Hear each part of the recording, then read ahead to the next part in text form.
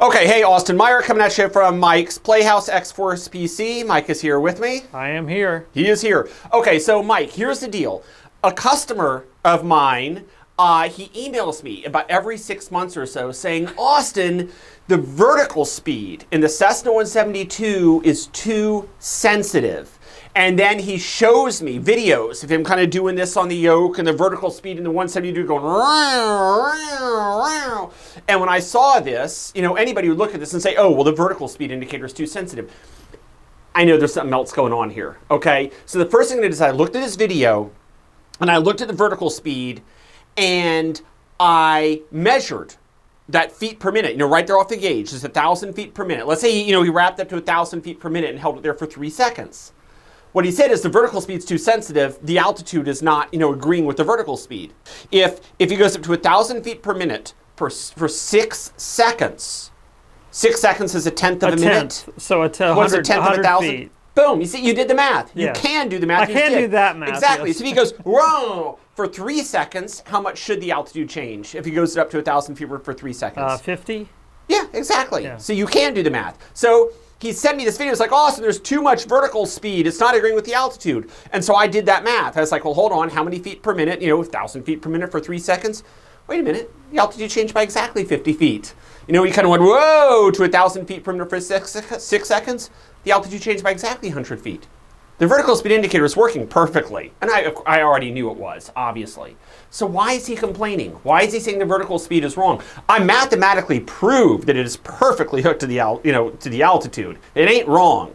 So why is it going up and down like this? What's the real problem here? Well, my guess is when he's flying in a real 172, he puts in a certain amount of input in the real 172, and then when he gets into the simulator, that same amount of input's giving him a different amount of vertical speed change. Okay, so how do you measure this input that you're talking about? Okay, so you're red hot, but here's what's really going on.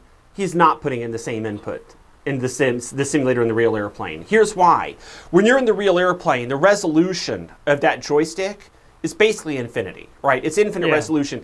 And as soon as you pull back even 1 or 2%, you know, 1 or 2% pull back on that yoke, you start to get a little bit of a G, you know, and you don't keep pulling back. And so you're always operating in the airplane at low speed, or excuse me, at high speed, at cruise speed, with very small deflections. Now somebody might respond to the video, oh, I moved the yoke all the way in the 172. You know, well, maybe at minimum controllable airspeed or something. But at cruise speed, it's very, very small yoke deflections, you know, on the order of a few percent, because as soon as you start to deflect it and that G load comes down, it's just natural to not keep pulling back. I mean, you'd have to be drunk or something, you see?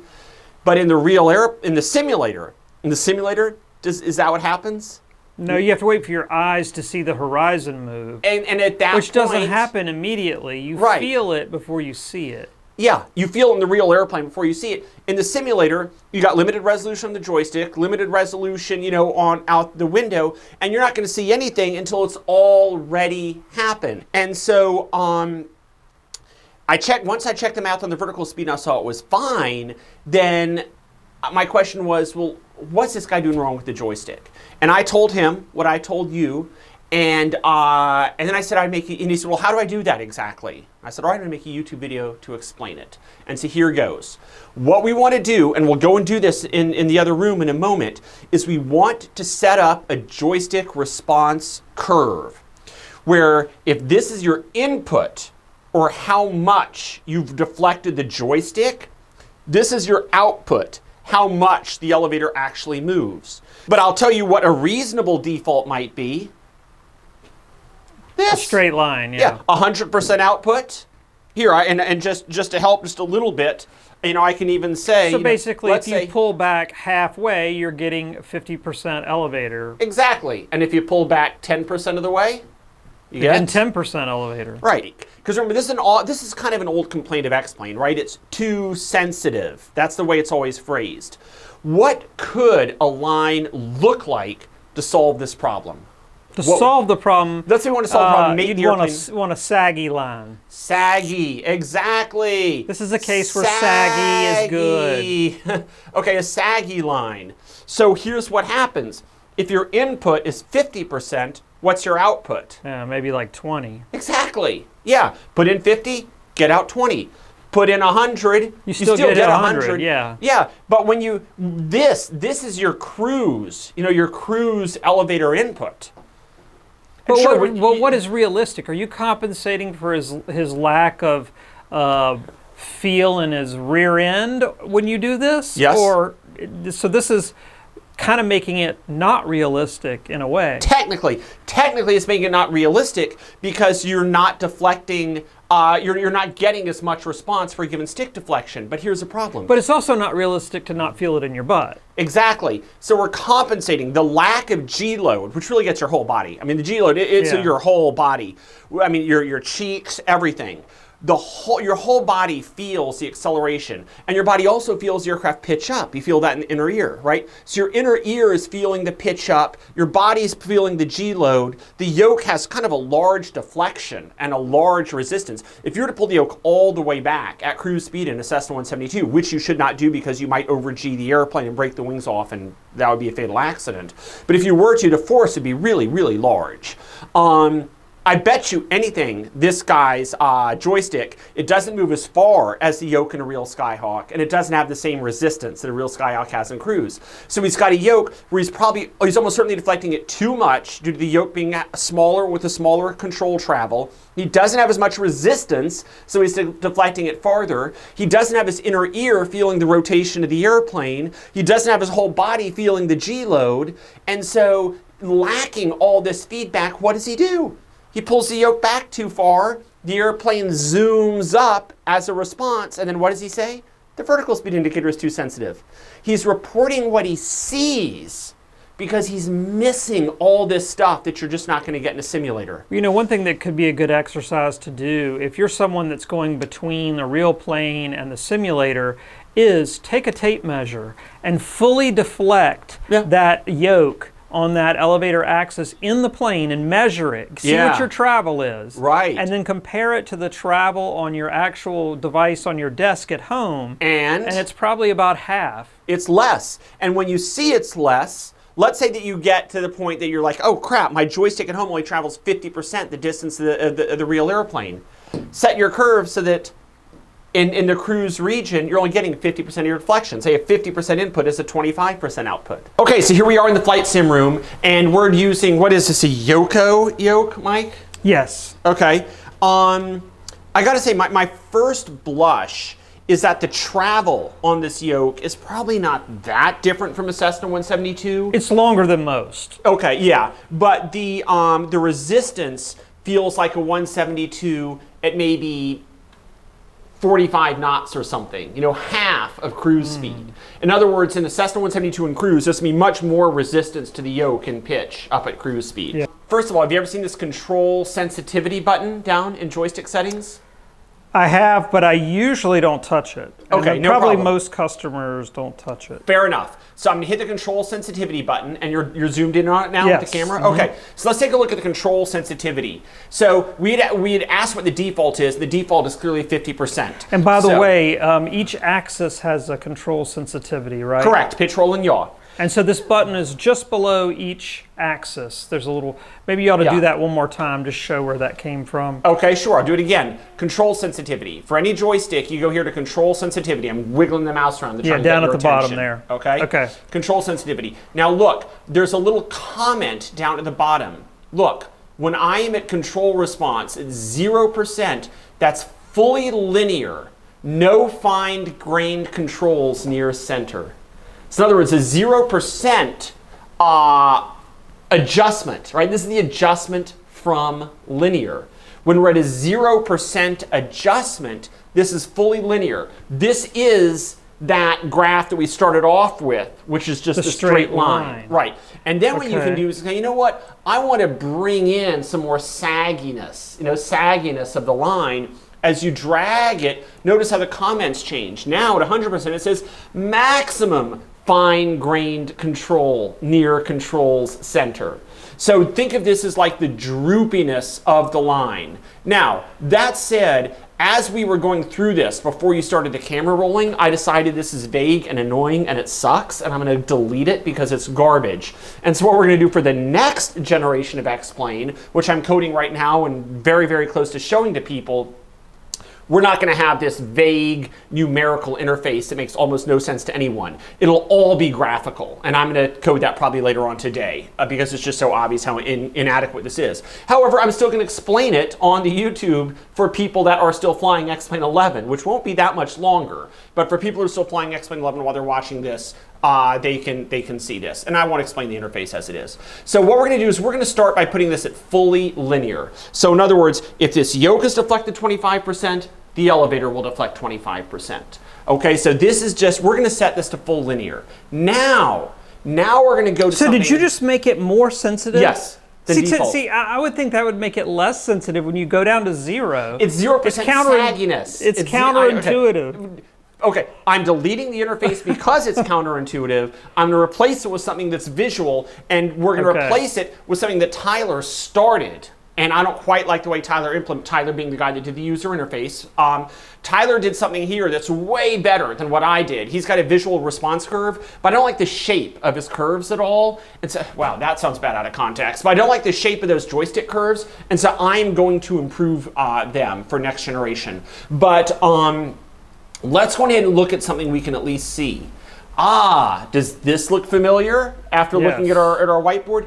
Now this is where we can actually see where we're getting. Now, when I look at this, I see a curve that I absolutely hate, right? It's not smooth, it's got an inflection point, it comes up, then it kind of goes down again for like no comprehensible reason. I mean, everything about this curve is absolutely terrible. It looks like the global warming graph or something. Yeah, this is, yeah. And here's when they invented the Model T, right? It's like that. But I would like to come up with a much more smooth curve, and I will do it. So for now, if we want it to be linear, we're going to basically do this.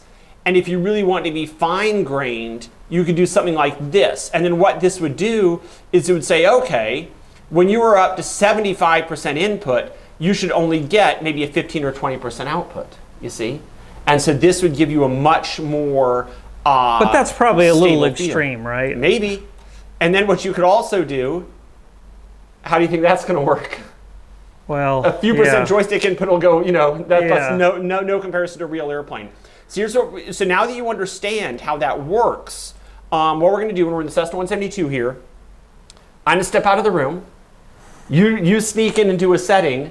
Now, what about the other thing, this control sensitivity? Shouldn't that be in the middle for this test or not? I'll tell you, well, I figured it would be linear, because that way we're putting linear input into that curve. So basically, if you're going to use a response curve, you should probably set control response all the way to the left. Otherwise, you're having two effects at the same time. Yeah. The first is the nonlinear that I programmed back in like X-Plane 1 Yeah, this is years bad. ago. Y'all like did the same thing twice. Right, and then Tyler's exponential response curve that sits on top of that. So they're both applied, and it's one multiplied by the other. Gotcha. So a little confusing.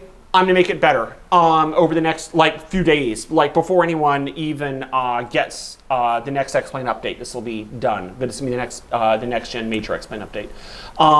Okay, so I'm gonna sneak out of the room. You do something behind my back. Tell me when to come in, and then I'm gonna fly, and I'm gonna see if I can tell you what the setting is. Okay. And how the airplane feels. All right, I'm not even gonna cut here.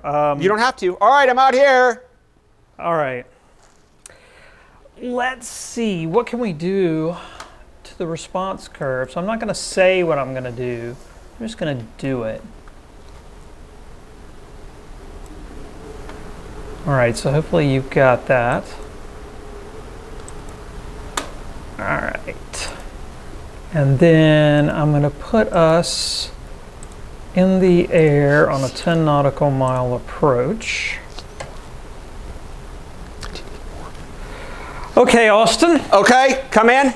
Yep, come on in. I stood away over by the air conditioner, so I couldn't hear you if you were saying anything either. Okay, so I put us in the air, and I just messed with the elevator axis, of course. Oh, whoa! Look how sensitive it is in roll. Maybe I messed with roll instead. Oh my gosh. Look, But- well, I'm just barely touching this thing and roll, and look. I must have changed Now, let's roll. I thought I did, yeah. Pitch on the other Pitch hand. is kind of normal. Pitch is about right. So I think that you... So what's funny is I meant to change You pitch, changed but the I wrong axis. clearly changed All roll. right, and not only that, but I mean, talk about cheating. I can see it. Okay, I love what you did there. Oh, and by the way, Mark, the customer that said the VSI was too sensitive, he was using a regular Cessna 172, not a G1000. So, you're just gonna have to look at this little tape here.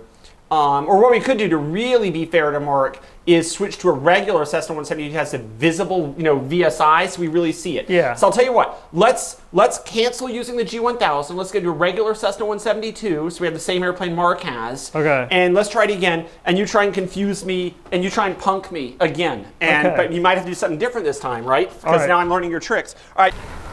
All right, so Austin should not be able to hear me, but I'm gonna talk kind of quietly. So what I'm gonna do is I'm gonna do the opposite on the roll. I'm gonna give him a really weak roll response, and then I'm gonna, for pitch, I'm gonna just go crazy and give him crazy sensitive pitch. So his pitch is going to be very, very sensitive, and his roll very, very unsensitive.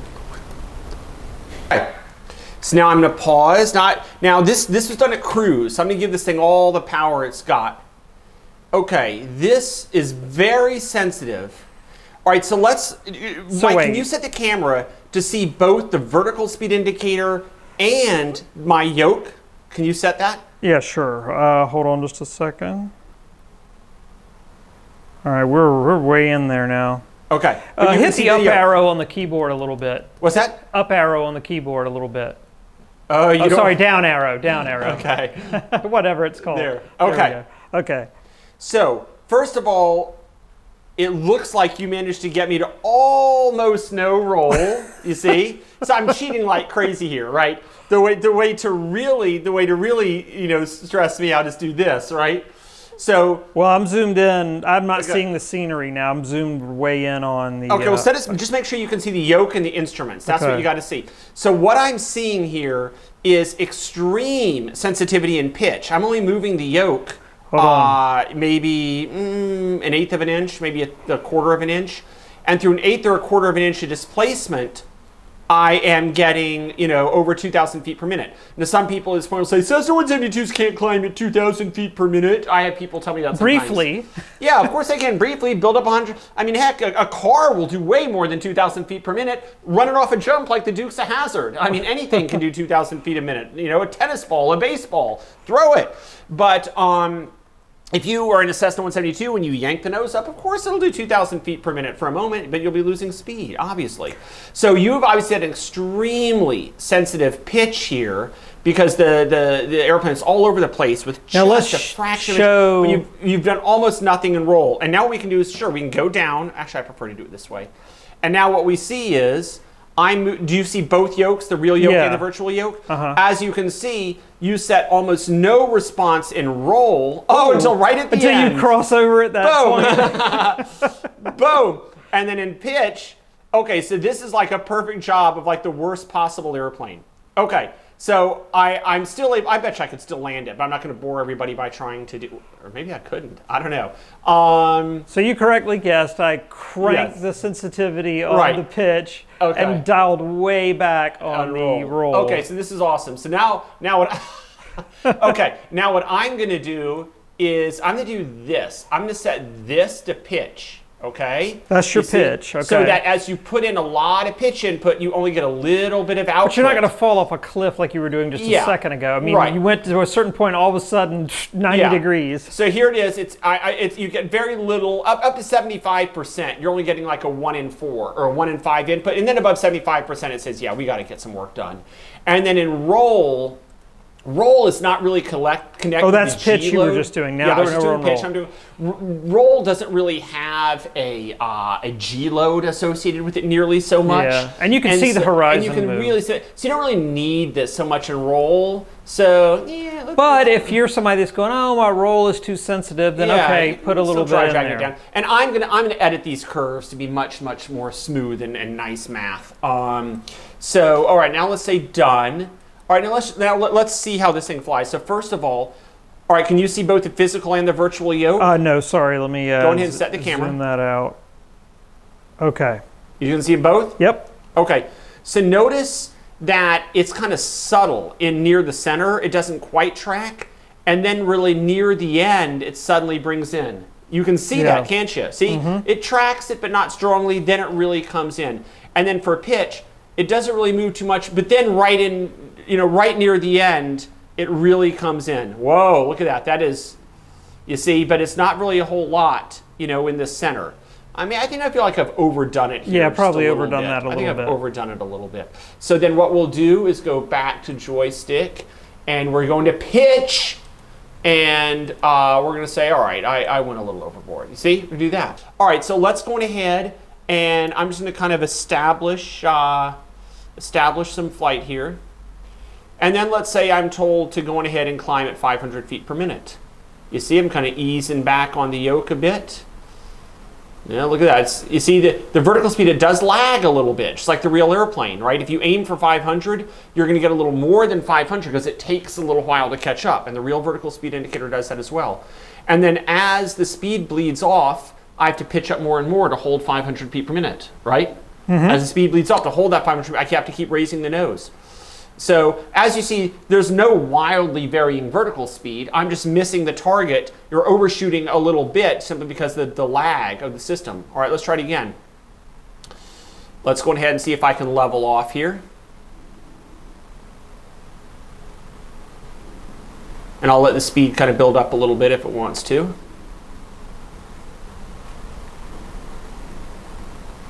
Okay. And now let's say I want a 500 foot per minute climb. You see, now I put in a little bit of yoke. I feel like, it's kind of like driving a car on the highway. It's a little bit of yoke pressure, but not a large deflection. And again, I keep aiming for 500, but going to 700 because it takes a little while for that VSI to catch up. And then I just feel like holding 700. That is so weird. I think it's just because I'm looking for a climb attitude. Let's try that again. Let's see if third time is a charm.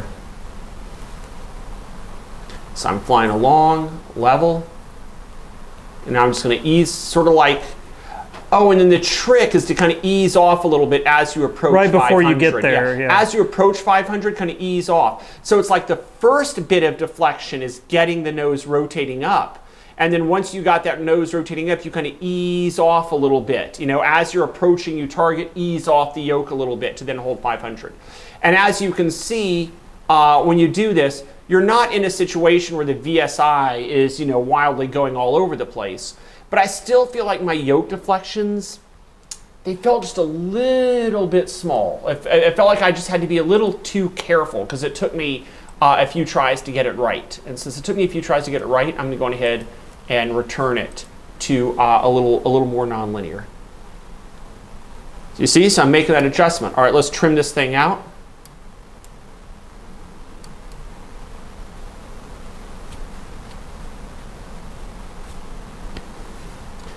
And in a way, we encounter this when we fly all the time because we're holding altitude. In a way, the way I fly, I basically never encounter it at all because the autopilot is flying for this phase of flight.